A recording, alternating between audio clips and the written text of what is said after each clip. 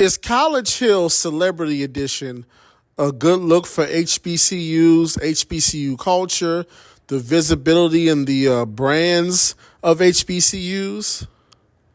In the past, I spoke about homecoming concerts and the types of artists that we bring on campus for homecoming and the content of these artists' music as well as the types of things that they're known for and go viral for.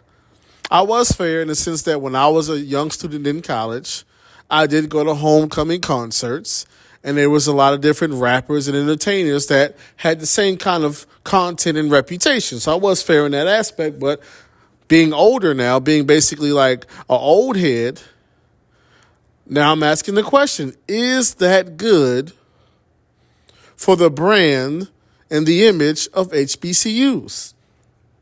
I know we live in an age of all publicity is good publicity. I understand that. But my thing is, what do we want to be known as? What do we want to be represented by?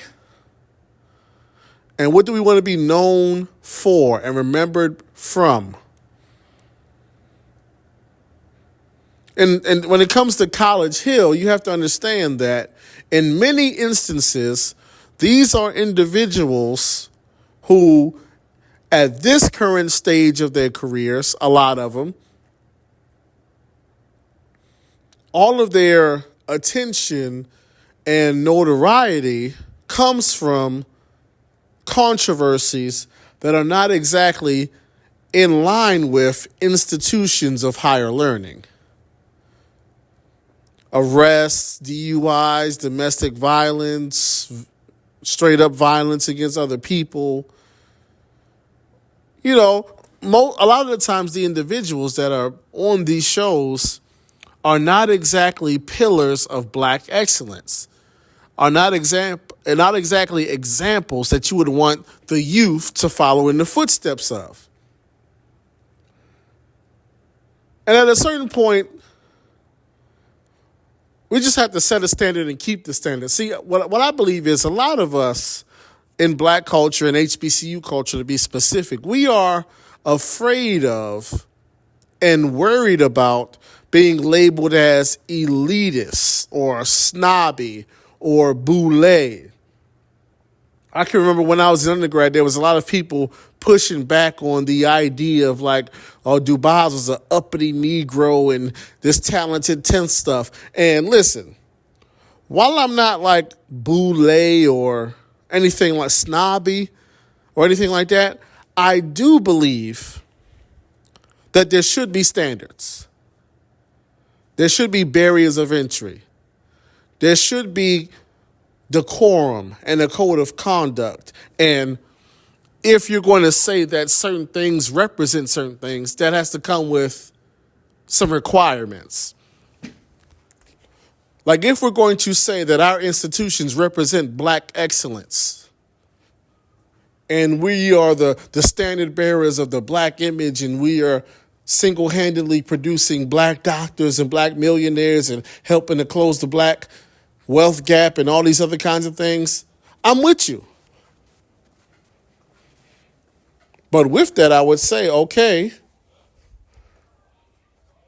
then that means we can't allow and permit and co-sign just anything. That's what that means. You might look snobby. You might look stuck up and all these other things. Okay, cool. But at the same time, just any old black person that got 100,000 followers or made a hit song some years ago or used to play a sport, that don't mean that he get to just come onto the campus and represent the university. I'm not talking about having a pass. We all have past. We all have presence. I understand that. I'm not saying if you did something in 2009, oh, now you're excluded from representing the university. I'm not saying that. But what I'm saying is if you are actively living a certain lifestyle that's going to be linked back to the university, or you've shown a history that you're going to repeatedly do the same kinds of things, that's going to reflect back on the university. We need to have a conversation. Because if I'm not mistaken, the schools that have done this, I think was Texas Southern was one. I think, what was the other one? I think it was Alabama State, maybe. And I know the new one that they're going to do is Xavier University.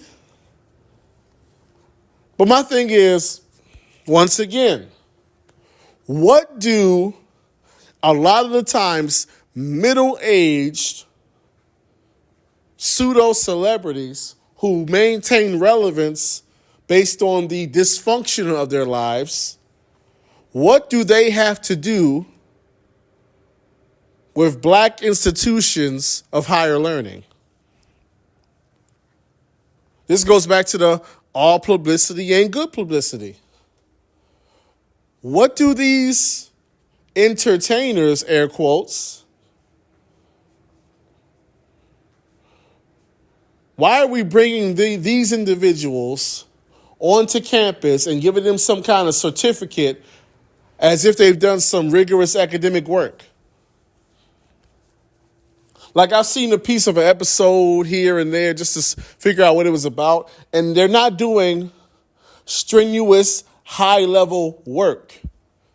Yet they're being attached to and associated with an institution and giving a certificate, a quote-unquote graduation, and the whole world is watching like, okay, this is the academic standard that, come on, man. We even had an incident in the past where you have Amber Rose and Jocelyn Hernandez getting to an actual fight on the campus, on the show.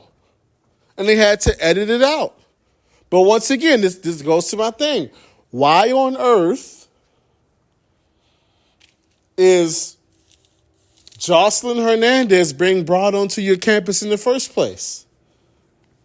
I mean, for what reason? Like she has a particular brand that is consistent. Nothing about her brand says higher education and black excellence. As for a lot of these other individuals who've been brought onto these shows, what is the point? And then when it comes to the athletes, some of these athletes have been to college and they weren't at HBCUs. And so you're going to bring, come on, for what? You got guys who played basketball at USC coming to an HBCU to do a TV show. Or guys that went to all these other PWIs coming back at 40 to do reality TV. Why?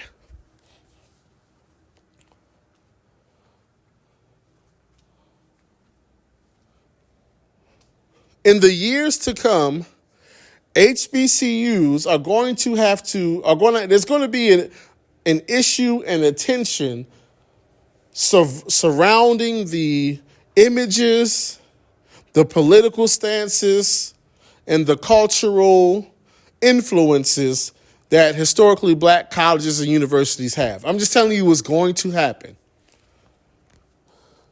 Eventually, we're going to have to wrestle with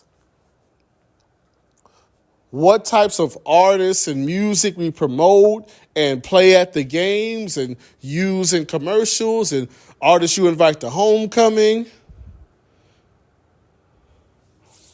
Eventually, we're going to have to wrestle with, I'm just letting you know what's coming down very soon.